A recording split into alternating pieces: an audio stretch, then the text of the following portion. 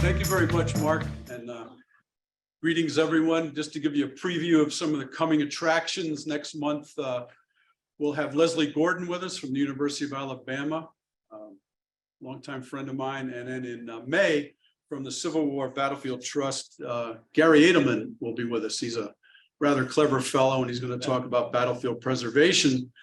And then collectively, we will all suffer through June, July, and August. So that'll put us on track. But it is a pleasure to have our guest speaker from Columbus, Ohio, with us this evening. And we're going to all now join the cavalry. For those of us who study the Civil War, the great campaigns and battles often draw our attention to outstanding units, such as the Iron Brigade, or charges against the enemy, like Emory Upton's classic assault at Spotsylvania. In short, most of us regard the infantry as the queen of battle. After all, whoever saw a dead cavalryman? Far too often, however, we overlook cavalry operations in the great campaigns. Some of the great battles which featured cavalry clashes often attract our attention. Gettysburg and George Custer, Brandy Station and the Knight of Romance, Alfred Pleasanton, or 3rd Winchester and Alfred Torberg. But cavalry operations, which often were conducted far beyond the reaches of the battlefield, are often regarded as a sideshow to the big show. Study of Union cavalry, however, has proven to be a fertile field of inquiry for our guest speaker tonight. A lawyer by day and a historian by night, Eric Wittenberg has made a significant contribution to our understanding of the mounted army. Not only has he broadened our understanding of the Army of the Potomac's cavalry, but he has also examined the use of cavalry far beyond the Blue Ridge. It's indeed a pleasure to welcome Eric Wittenberg back to the Scottsdale Civil War Roundtable. He is the foremost authority on the mounted arm, and he's going to tell us about the exploits of the Union troopers at the Battle of Chickamauga. Thank you, David. So it is indeed a pleasure to be back here. 2 quick notes before I get started. If at all possible, I will never check a bag when I fly. And this is one of those trips where I carried on. So it means I wasn't able to bring books with me. However, in order to give you an incentive to still want to try and buy some of my stuff, my wife set up a coupon code on my website. So if you go to my website, ericwittenberg.com, and you enter, when you go to place your order, if you enter AZ10, you'll get a 10% discount. You're very welcome. Also, I want to put in a pitch for some of your preservation dollars, if I may. I have, for the last 4 years, almost 5, been a member of the board of the Central Virginia Battlefields Trust, which is based in Spotsylvania County.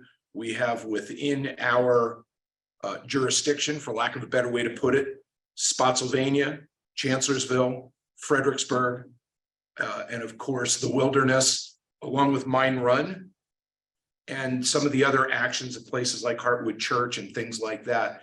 We are the leading associate organization, the local preservation advocacy group in the country. We've been around for 20+ years. We have saved hundreds and hundreds of acres of battlefield land in an area that is ripe for development. So I would ask that you, when you go to distribute your distribution or your preservation dollars, please keep the CVBT in mind.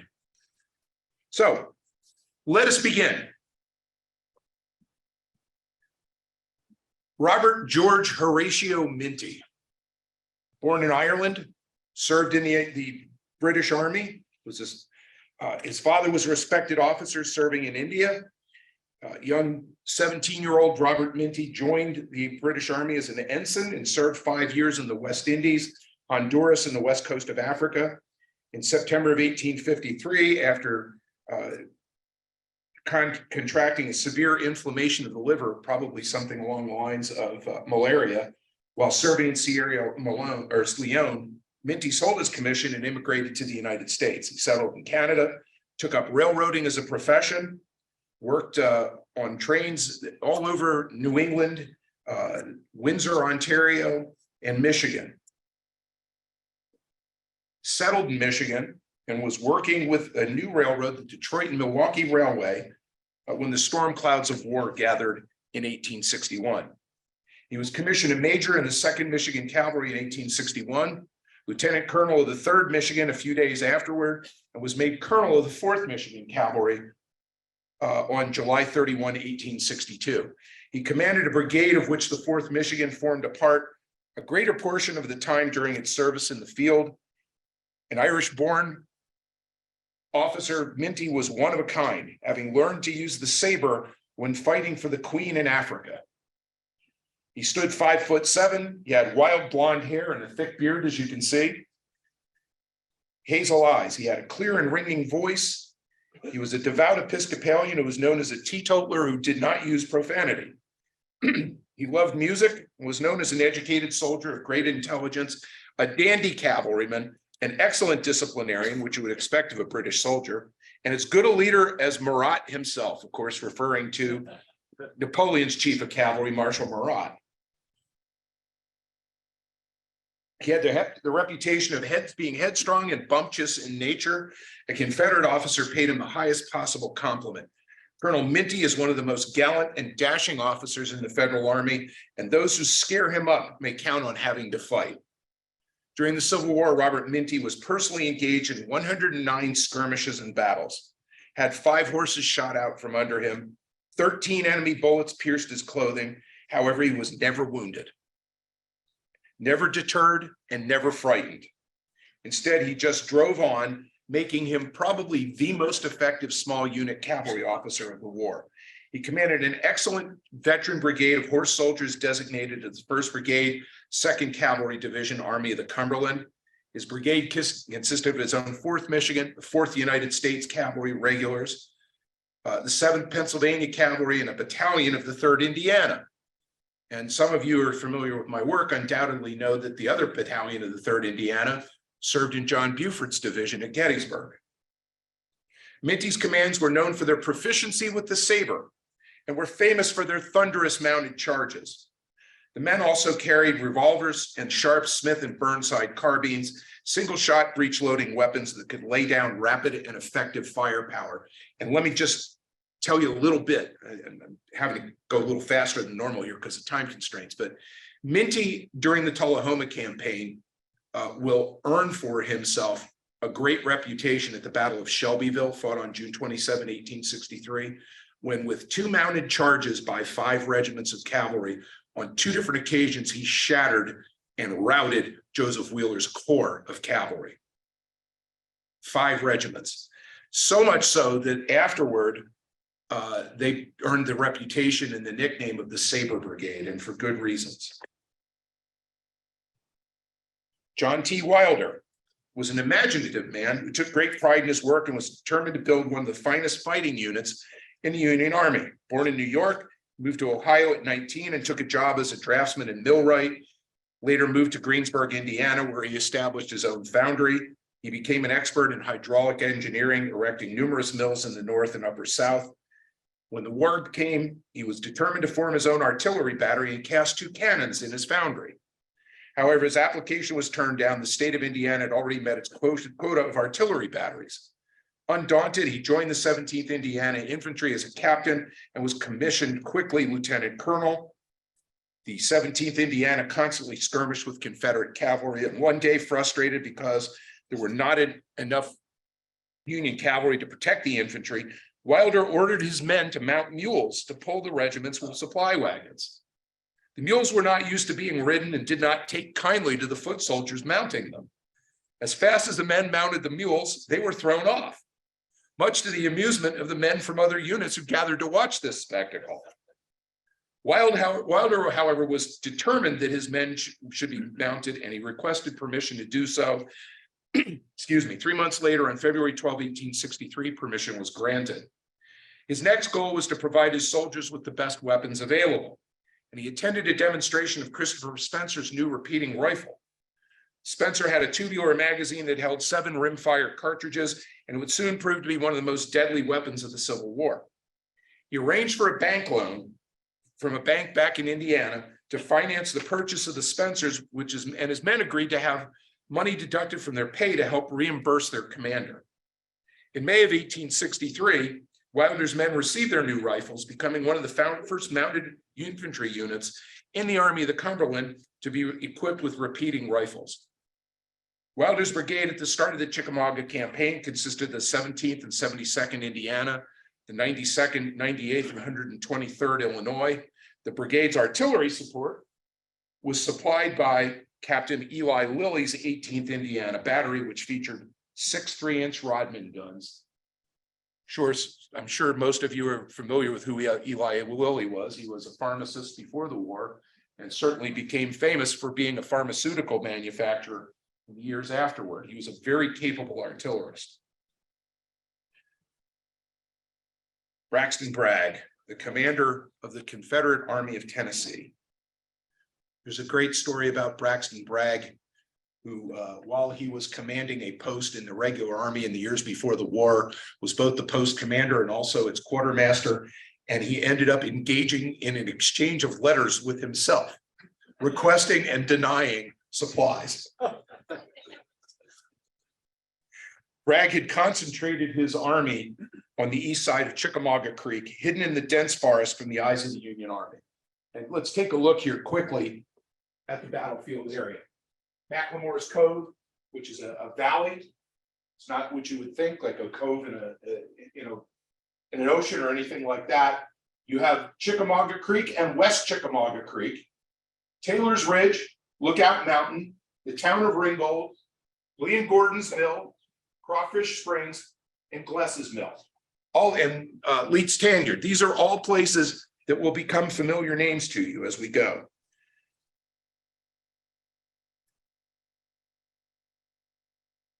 While the Federals laboriously inched their way southward from Chattanooga, Bragg's army was preparing for battle. Bragg had been heavily reinforced from 2 divisions of the Army of the Mississippi and an entire corps from the Army of Northern Virginia. The original plan was to attack Thomas's corps as it crossed Chickamauga Creek and began its climb up Pigeon Mountain. And Pigeon Mountain can be found right over here. Sorry, that map is a little unclear. And to crush the corps before help could arrive. In other words, to try and defeat the Army of the Cumberland in detail. Other segments of Bragg's army would wait for Major General Thomas Crittenden's corps and then attack it.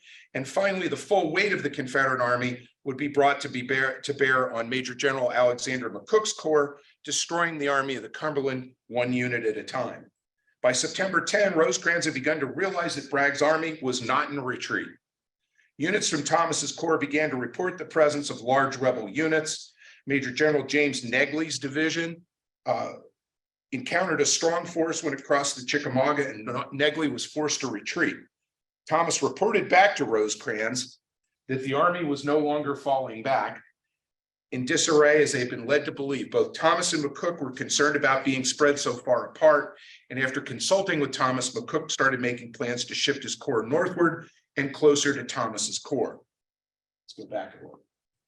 Wilder's brigade was now attached to Crittenden's corps, and on September 11 had marched near Ringgold, Georgia, where it skirmished with Colonel J.S. Scott's brigade of Confederate cavalry, driving it toward Tunnel Hill, then skirmished for half an hour with a second rebel force before driving the enemy back toward Buzzard Roost. And they're going to have a very difficult time making their way back to the army, having a very heavy fight at Leeds Tanyard that they were lucky to escape from with their command intact. Now, normally I'd talk about that in more detail, but because of time constraints, we're going to kind of skip over that.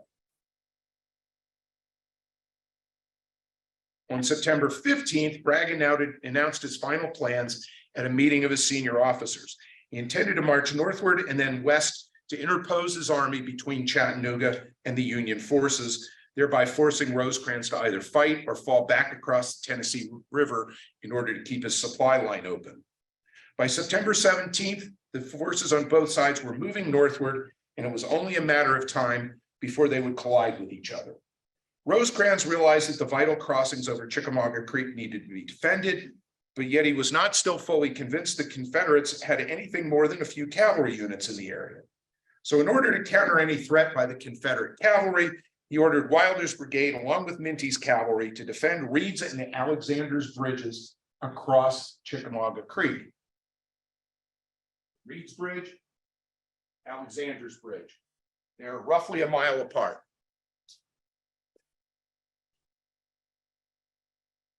The two brigades were all that would stand in the way of Bragg's effort to cut off the Union Army from Chattanooga.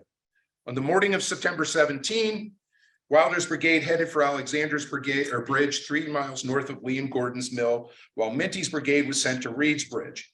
Both commanders saw evidence of strong Confederate forces in the immediate area. Dust clouds could be seen arising from the east side of the creek, always an indication of the movement of a large body of men. Minty reported his concerns to Crittenden, who discounted the reports, believing it was only scattered Confederate cavalry. And this pattern will continue until suddenly Crittenden realized, uh-oh. In spite of continued reports of increased Confederate activity, the Union commanders failed to realize the importance of safeguarding these crossings over the Chickamauga Creek, in effect leaving only 2 undersized brigades to defend the entire left flank of the army against 16,000 Confederates. During the night of September 17, Minty sent several worried dispatches to Crittenden, stating that he could hear train after train arriving at Ringgold and unloading Confederate infantry. And this was Longstreet's corps arriving from Atlanta. Convinced that an attack was imminent, Minty had his men awakened before daylight. They fed their horses and ate their meal as the first rays of daylight came over the mountains. At daylight, the horses were saddled and the artillery harnessed. Camp was struck and gear loaded and sent to the rear. So I want to take a moment here and talk to you just a little bit about cavalry. One of the major functions of cavalry is to serve as what's called a covering force. Got any ex-military guys in here? I know I've got one over here is active. Anybody else ex-military? Ex-Army? All right. The term covering force means a force that is put out in place to cover the advance of the infantry. A covering force action is a delaying action that is intended to delay the advance of the enemy long enough to allow the main body of the army to come up. Essentially, it tries to fool the enemy into believing that a larger force is engaging them. The intent is to fully develop the enemy and bring him to battle. Most often, it's an effort to trade space for time. Now, keep in mind that this is exactly what John Buford did at Gettysburg. Buford had 2,900 men. Robert H.G. Minty had just over 910. Wilder had 1,200. They have 16,000 Confederates ahead of them. So they're going to make use of terrain features. This is Peavine Ridge. Right down here is Peavine Creek. Peavine Ridge is a pretty substantial piece of high ground. So what the Confederates are going to have to do is they're going to have to make their way through the Union picket line.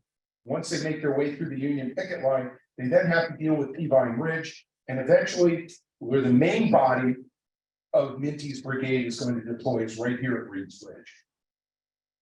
So the idea is to buy time for the advance of the main body of the infantry. Captain Heber Thompson of the 7th Pennsylvania commanded a mixed battalion sent in the direction of the town of Ringgold that morning. The troopers collided with Confederate infantry near Peavine Creek, where Thompson managed to delay the rebel advance for some time. And here is the commander of that force, Brigadier General Bushrod Johnson, who is half of the answer to my favorite Civil War trivia question, which I'll throw at you. Who are the only 2 Confederates to be captured twice? Bushrod being one of them. Anybody care to guess who the other was? The other Johnson boy, Edward Allegheny Johnson. Anyway, Bushrod Johnson is in command of a sort of a makeshift command. He is got command of a brigade. He's got command that he normally commands. He's got elements of John Bell Hood's division of the Army of Northern Virginia. He's got a bunch of hodgepodge units that he's going to command on the way to what will become the Chickamauga battlefield. Confederate Captain William Harder, leading Company D of the 23rd Tennessee, recalled that initial contact broke out near Peeler's Mill. And let me go back to that map, so I can show you where the mill is. Peeler's Mill is right here. In fact, it's marked right there on the map.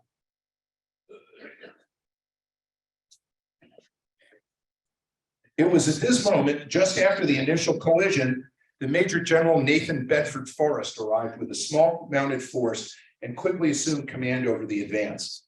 Forrest's arrival marked a curious moment in the course of the day's events. He was originally ordered to provide cavalry to lead both Johnson's column and other rebel forces farther south, but that mission went awry.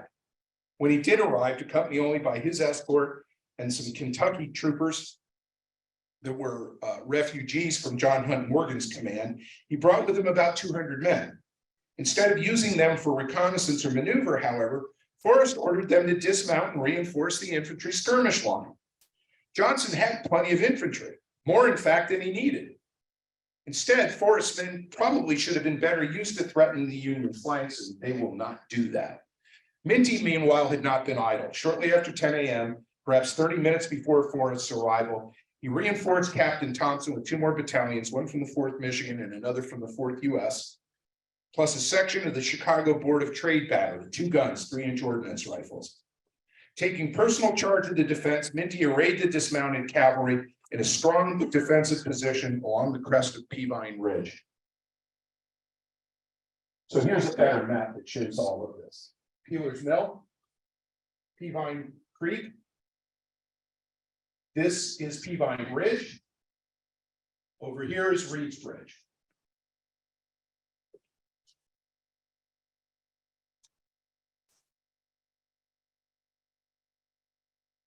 Love this name, Captain Henry Potter. I wonder if they called him Harry. Commanding Company H of the Michiganders, deployed his men on the left of the Pennsylvanians overlooking their old camp at Peeler's Mill, while the 4th Regulars extended Thompson's right. Minnie's forward line numbered about 600 men and 2 guns. We could not know was that Johnson's and Forrest's combined strength numbered several thousand. Johnson too was operating largely in the dark. Why? Because Forrest wasn't doing what he was supposed to do. Unsure of the opposition he faced, Johnson deployed 3 of his 4 infantry brigades in one front line, holding back 1 in reserve. He also ordered the Southern artillery to engage Minty's brace of artillery. Crossing Peavine Creek took some time, and when it reached the west bank, the Confederate infantry began to work around both exposed Federal flanks. After some spirited fighting and a short artillery exchange, Minty began a slow withdrawal back toward Peavine Ridge and ultimately toward Reed's Bridge. As he pulled back, Minty sent couriers to Major Generals Crittenden and Rosecrans, reporting the size and strength of the force he had encountered. One sign of the movement, especially worried in Minty, a dust cloud to the northeast suggested that another Confederate column was heading toward Dyer's Ford, the next crossing site north of Reed's Bridge. Minty had only a small picket force there and no additional troopers to spare. If a strong rebel force crossed at Dyer's Ford, it could move unopposed down the west bank of the creek directly behind him, cutting off his brigade from the rest of the army. So he asked for help from Wilder, who dispatched the better part of 2 regiments to help bolster this exposed position. And where that would be is off the map, but if it were on the map, you would find it right up here. As Minty pulled back, Johnson's men pursued, with Forrest commanding the advance guard.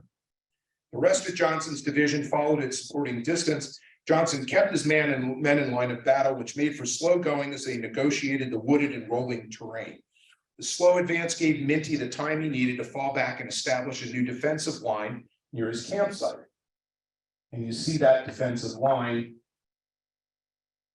right there. The 4th Michigan and 7th Pennsylvania were deployed north of the bridge, where Minty dismounted half of each command as skirmishers. The 4th Regulars were also divided. One squadron was sent with the 2 guns of the Chicago Board of Trade Battery. Were sent with the 2 guns of the Chicago Board of Trade Battery to take up a position southwest of the bridge. So they're going to take up a position down here.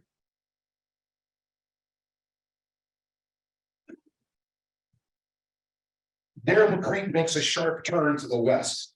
A bad ford crossed the creek there, and the two guns were hidden in some brush, with the squadron of mounted regulars in line behind them in support. The other two squadrons of the regulars were sent to a piece of high ground on the west side of the creek, overlooking both the bridge and the ford, and that is a position that's going to be right up in here. About this time, Johnson's Confederate infantry arrived to open the next act of the engagement. Once atop Peavine Ridge, Johnson realized he faced but a single brigade and moved to deploy his command for a full attack. His lead brigade under Colonel John S. Fulton prepared to charge directly for the bridge, while the brigades of Brigadier General John Gregg and Evander McNair moved to the right and the left, respectively, hoping to flank. Brigadier General Jerome B. Robertson's famous Texas Brigade, first of Longstreet's Army of Northern Virginia reinforcements to reach the field, remained in reserve. As the infantry moved into position, two batteries of Confederate artillery renewed their fire against the Yankees. As the fighting recommenced, Forrest noticed other Federal troopers to the south. It appears that he believed there was a guard for Minty's camp somewhere upstream and decided, for reasons that remain unknown to this day, to go after that camp that didn't exist. So he's going to end up going way down here. And it's going to be out of the picture for a while. Forrest asked Johnson to loan him Lieutenant Colonel Watt W. Floyd's 17th Tennessee Infantry for this venture. When Johnson acquiesced, Forrest took the whole group, some 600 men, in search of the Union camp that didn't exist. According to Floyd, the column moved about a half a mile south, but before we got in range, the enemy fled. Yeah, it was some, not a camp, it was a handful of pickets. While Forrest moved south, Johnson prepared to attack. Sometime around 2 p.m., Fulton's men made straight for the bridge, hoping to seize it before the Federals escaped. That is what Reed's Bridge looked like in 1893. It probably didn't look terribly different then than it did in 1863. As the fighting recommenced, lost my spot. They ran into stiff resistance from the Union skirmishers and the two hidden artillery pieces Minty had placed upstream. And as Fulton's men faltered, Minty ordered the mounted elements of the 4th Michigan and 7th Pennsylvania to charge the oncoming Confederates, forcing some of them back in temporary confusion. The rest of the rebel line, however, turned both of Minty's flanks, forcing him to attempt a repeat of the morning's disengagement and fall back across the creek. This time, however, the withdrawal devolved into a bit of a scramble. Minty ordered the 4th Michigan over Reed's Bridge, which was so rickety and narrow that the troopers had to cross in column of 2. Once across, the Michiganders dismounted and lined the west bank of the creek to cover the 7th Pennsylvania's retreat. Once all were across, Minty withdrew the battery and lone squadron of the 4th U.S. backed by the upstream ford. The two guns made it safely to the west bank and moved back to where the rest of the regulars had been stationed earlier. So they're now going to take up a position that's going to be up in this sector right here.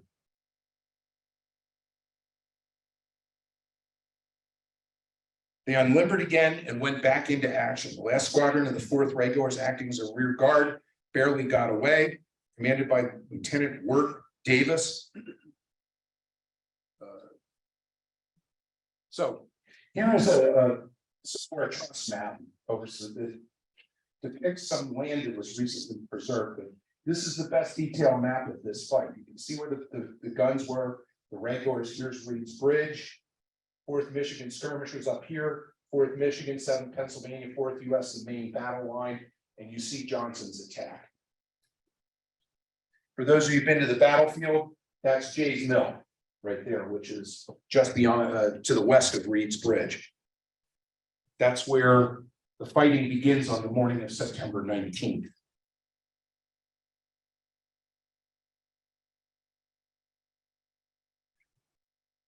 Wheeling his command around, Davis delivered another mounted charge against the Confederates, who fell back just far enough to allow the 7th Pennsylvania to finish crossing the bridge. With that sharp tactical success under his belt, Davis pulled his own men back across the structure. He and his last few troopers halted under fire and tore up the bridge railings and planks, hurling them into the creek and rendering the bridge temporarily unusable. The men advancing in gray and brown showed equal audacity, according to Captain Harder of the 23rd Tennessee, as men drove back the 4th Michigan's skirmish line but could not get across the creek. Under heavy fire, Harder pushed his company forward and ordered his men to repair the bridge as best and as fast as they could. Tearing planks off the reed house and barn, the bridge was hastily refloored despite the best efforts of Union sharpshooters. Forrest arrived on the scene following his wild goose chase southward, just as the repairs to the bridge were being finished. The cavalry leader congratulated Harder's and his Tennesseans for their courage and proceeded to demonstrate a little of his own. Crossing the newly replanked bridge, Forrest rode to within 100 yards of the Union line, halted and surveyed it under fire before calmly trotting back to the waiting Confederates. The cool display of courage impressed Harder, who recalled that Forrest halted with his accustomed attentive and intentive manner, took in the situation of the whole line of the Federals, while discharge after discharge of grape and canister dashed by him. With the bridge repaired, Minty's 2 guns were unable to prevent the rest of Fulton's brigade from crossing. Once on the west bank, the rebels moved north about 400 yards and formed a line of battle facing the Union line. Let's go back here so you can see this. Facing the Union line from a distance of about 300 yards. While Fulton held the Yankees' attention, Johnson attempted another flanking move, and this time sending Forrest's cavalry detachment and another infantry brigade west toward the ford used earlier by the Federal artillery. These Confederates succeeded in reaching the west bank, threatening Minty's southern flank and rendering his position untenable. And just as this new threat was developing, Minty received a report informing him that Wilder, who had been defending Alexander's Bridge all day, was similarly outflanked. Wilder advised Minty he was falling back to Lee and Gordon's Mills. Faced with potential encirclement, Minty had no choice but to withdraw. Riding west along the Reeds Bridge Road toward Rossville, the Federal cavalry turned south on the Lafayette Road and moved to join Thomas Crittenden's men near Lee and Gordon's Mill. For the rebels, it had been a long and tiring day. Nearly 100 men had been killed and wounded in the opening fight at Chickamauga, and Minty had done exactly what he set out to do, which was to delay that Confederate advance for almost an entire day. Additional Confederate reinforcements arrived with Johnson's men watched the last of Minty's command retreat. First on the scene was John Bell Hood himself, who, although still suffering from his Gettysburg wound, was hurrying forward to take command of the column that included his Texas Brigade. As a senior officer on the field, Hood now assumed command from Bushrod Johnson, and the next and last reinforcements to arrive was the brigade of Brigadier General John Pegram. After observing the fight at Alexander's Bridge during the afternoon, Pegram's troopers broke away at some point to move to join Forrest, crossing Chickamauga Creek at Fowler's Ford to the south. Although the distance could not have been more than 2 miles, it took Pegram several hours to negotiate its course, and as a result, his men contributed almost nothing to either fight. So let's jump forward now and talk about Wilder. That's one of the great nicknames of the war. Shot Pouch Walker, so called because his body became a holding place for Union bullets. And for the men of Wilder's brigade, the morning of September 18 was clear and beautiful. The men had foraged for breakfast, and by mid-morning, the smell of eggs, bacon, and chicken wafted over the area of Alexander's Bridge. Units of the 72nd in Indiana and 123rd Illinois had been posted on the east side of the bridge to act as pickets. For the time being, all was quiet until men of the 72nd Indiana, who had been foraging on the east side of the creek, returned suddenly, reporting in rebel infantry to the northeast. Boots and saddles were blown by the buglers of each regiment, immediately followed by orders to fall in. The entire brigade took up positions in preparation for battle. And Shot Pouch Walker here was the commander of the Confederate Reserve Corps. So he is in command of these Confederate troops that are going to be moving on Alexander's Bridge.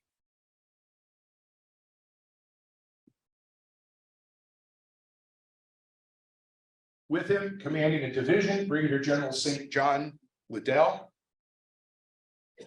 Brigadier General Edward Walthal's division, or brigade of Walthal's division, Walthall being an Arkansan.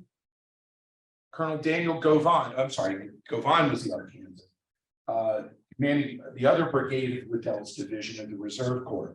So these are the units that are going to be making the attack on Alexander's Bridge, and that's what Alexander's Bridge looked like in 1893.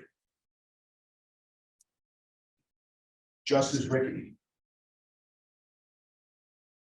After sending units northward, Wilder deployed the 17th Indiana to the right of the bridge, with the 98th Illinois on the left side. Dense woods in the immediate area around the bridge on the west side of the creek helped shield the two units.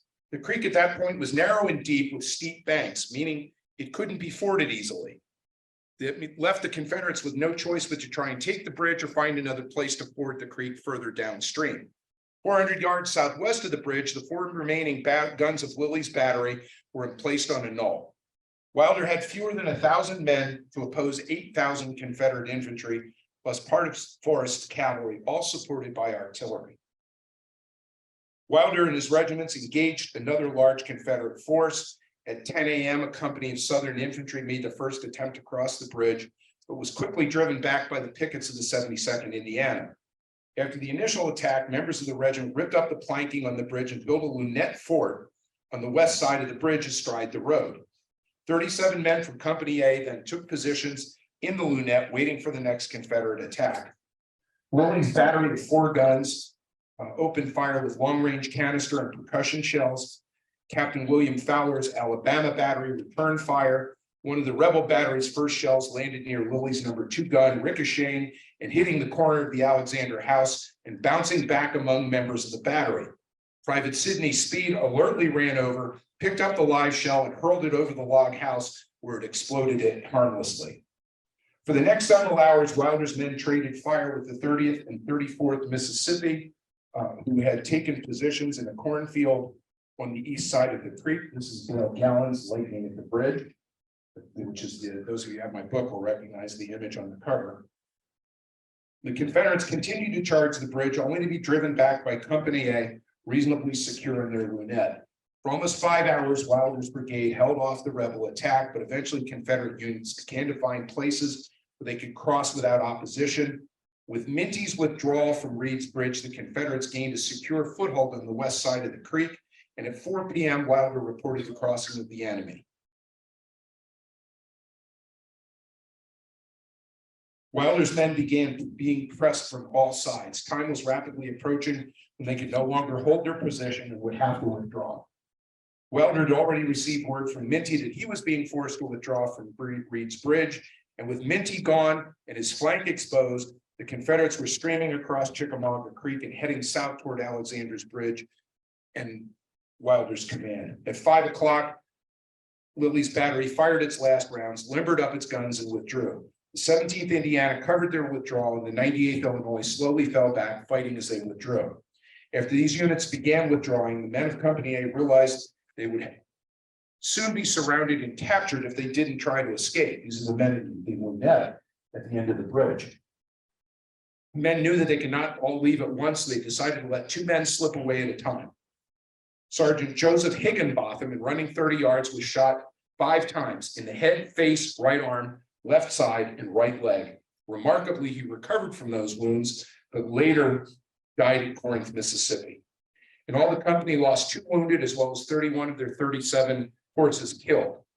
Wilder's brigade fell back about 3 miles before stopping and setting up a new defensive line. There they threw up a breastwork of fence rails, rocks, and trees. The horses were sent to the rear, and the brigade prepared to meet another onslaught from the Confederate Army. 72nd Indiana, 123rd Illinois rejoined the brigade and were placed in a line on the left, and Minty's brigade took up a position to their right.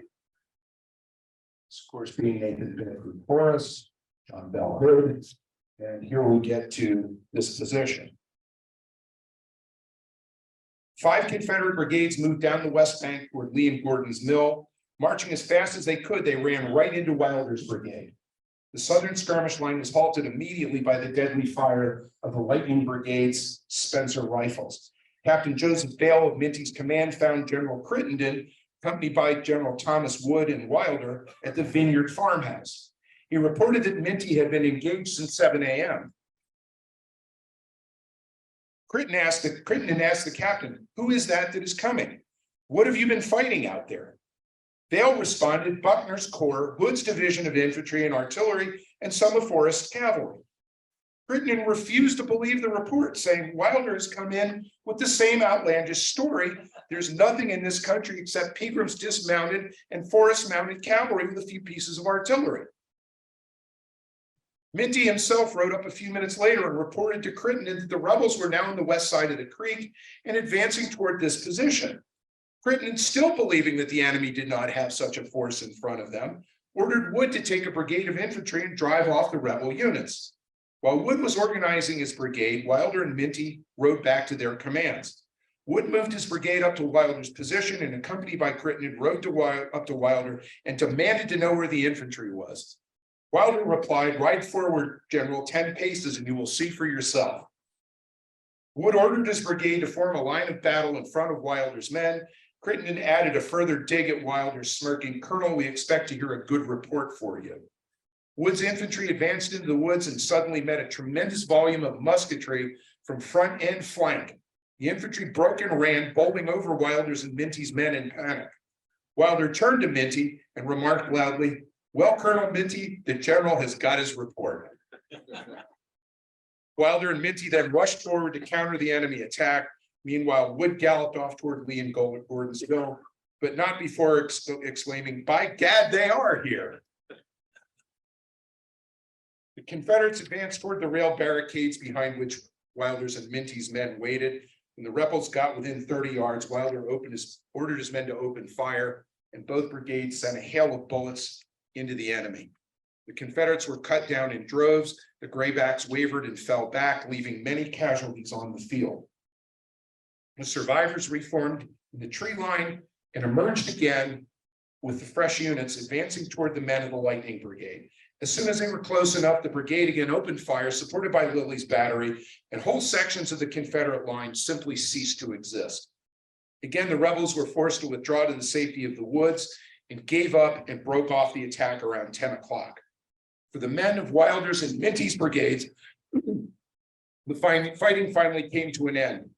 The night of September 18 was cold and miserable, made even worse by the lack of blankets and food for the men, because their horses had been moved to the rear along with their bedrolls and equipment. No fires were allowed, so the exhausted men just lay down in their positions and went to sleep. All night long, as Wilder's men tried to catch some sleep, the sounds of thousands of marching infantry and hundreds of caissons and wagons filled the night air. The entire Union Army was on the march. Rosecrans had ordered a realignment of his 3 corps, and Thomas and the 14th Corps were ordered to move north of Crittenden and extend the line northward in order to neutralize Bragg's flanking maneuver. And none of this could have happened but for the stands made by Minty and Wilder. It's the only reason why they could do this. At 4 a.m., Wilder and Minty were relieved and moved their brigades to the west beyond the Vineyard House. And for the first time in 24 hours, men and horses were fed sweet potatoes for the men and 2 ears of corn for each horse. Wilder and his officers met to discuss the actions of the previous day and to prepare plans for the upcoming battle. The day before, they had been the left flank of the Union Army.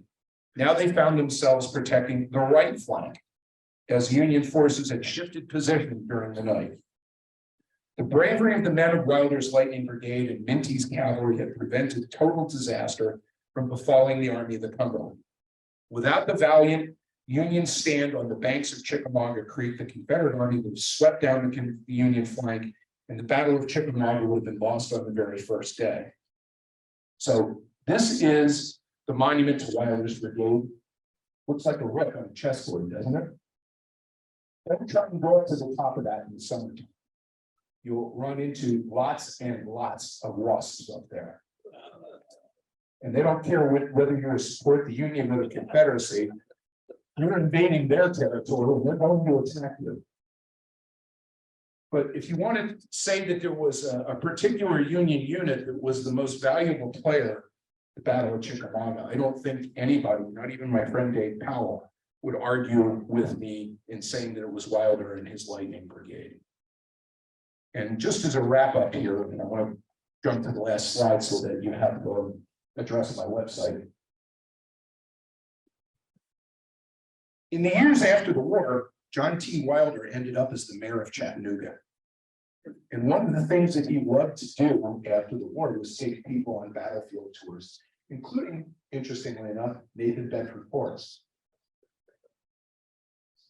It's interesting how it happens sometimes. So with that, I'm happy to take your questions. I think we have a few minutes for them, don't we?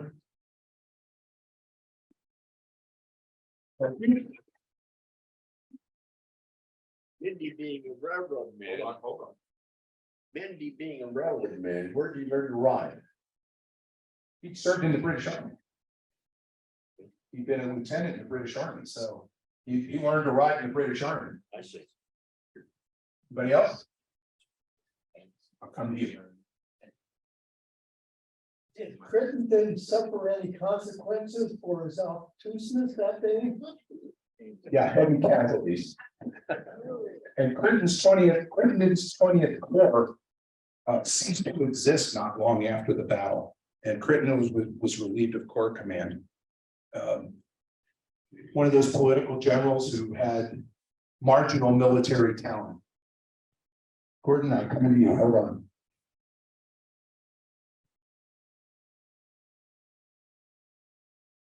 Did the Union forces not have explosives to destroy the bridge rather than trying to simply disassemble it? That's a great question.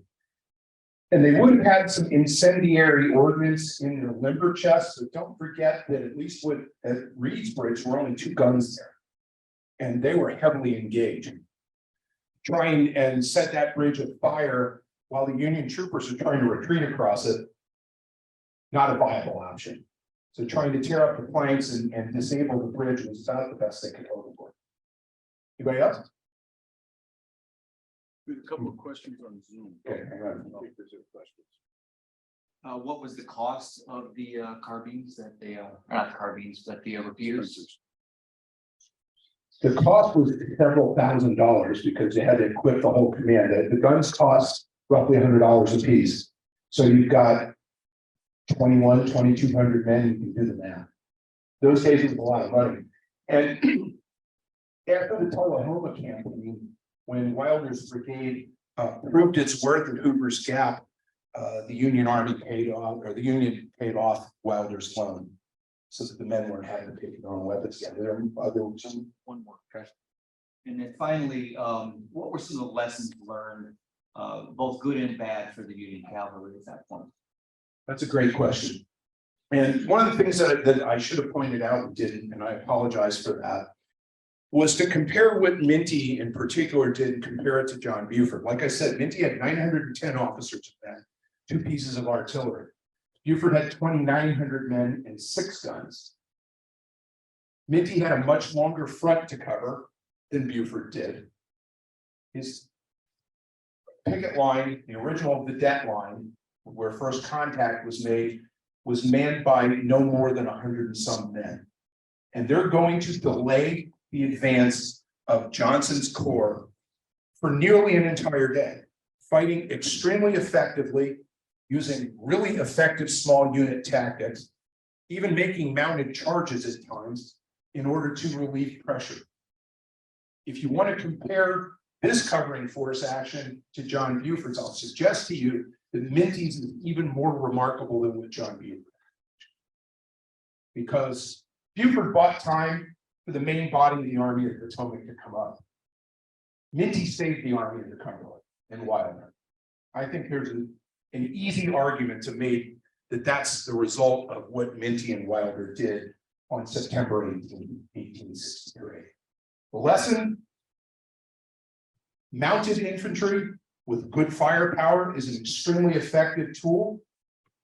It will become the prototype for James Harrison Wilson's mounted army of 16,000 men that steamrolled the Deep South in the spring of 1865, and what can probably be compared to this type of blitzkrieg tactics the Germans used at the outside of World War II.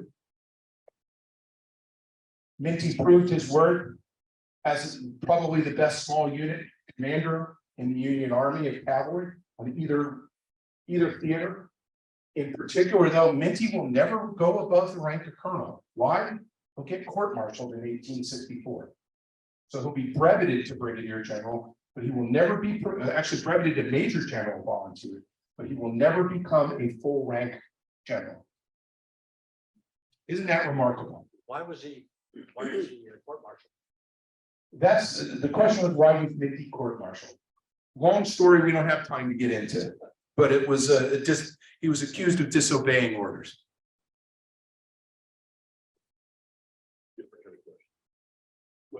Actually, if you have, we have a little time if you want to explain more about the court martial.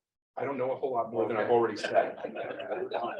Sorry, it's fine. So I got to know more about shot pouch. Whatever his name. Shot pouch Walker. Yeah. So old Shot Pouch had been wounded in battle a bunch of times, including during the Mexican War. And as a consequence, he had a bunch of lead in his body. And he'll eventually be killed in combat in 1864. He's a tough guy. He's a Texan, hard fighter. Obviously, a tough customer if he's going to walk around with enough lead in his body to be named Shot Pouch. If you ever want to hear an amusing presentation of that, listen to Jim Ogden, the chief historian at Chickamauga, who likes to get Shot Pouch. But that's just a little bit about it. Hold on.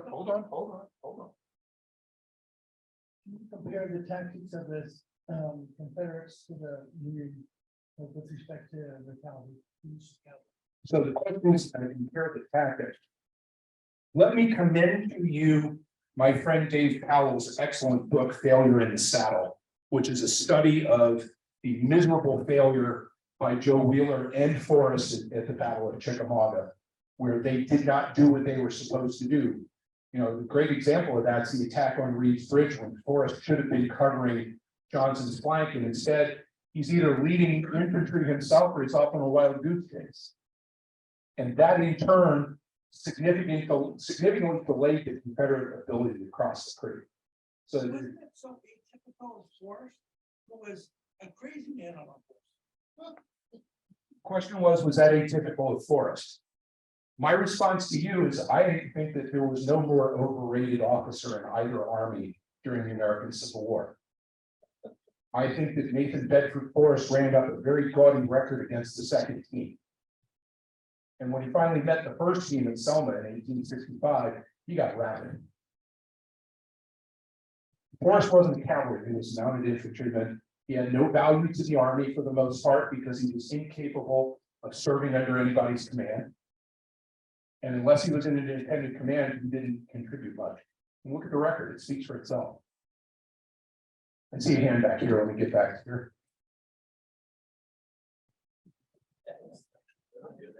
By the way, I know that I'm in the minority in my opinion of Forrest. Shelby Foote would hit me over the head. So this is a general question about the Civil War. What, in your opinion, was the single biggest mistake made in the Civil War? And what was the most pivotal moment of the Civil War? And are they one and the same? If the biggest mistake is an easy one, it's called opening fire on Fort Sumter. The pivotal moment, in my opinion, was the combination of the culmination of three separate campaigns that all came together right around the 1st of July. The Oklahoma campaign, which drove Bragg's army out of Middle Tennessee in a nearly bloodless campaign, the capture of Vicksburg on the 4th of July, and the Union defeat of Lee's army at Gettysburg on July 3rd. It's the culmination of those three things all at once that spelled the end. Confederacy just didn't know it. Particularly Vicksburg, because it had split it in 20. Did Minty play any role in the second day at Chickamauga? So he played a limited role. His guys were sent out to do what cavalry was supposed to do, which is guard the flank. So they don't have a whole lot of involvement for the rest of the battle, unlike Wilder's case, where all of Wilder's guys are all over the field Like I said, they're the MVPs. Minty's guys, you know, they've got, after the casualties on the first day, it's an 800-man brigade. It's a small command. And there's not a lot they can do except do what cavalry is supposed to do, which is protect the flanks. And that's what they did. Particularly at a place called Rossville, if you know where that is.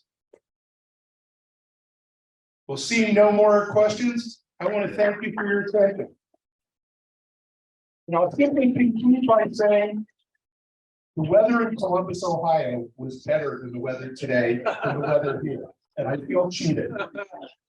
Stick around.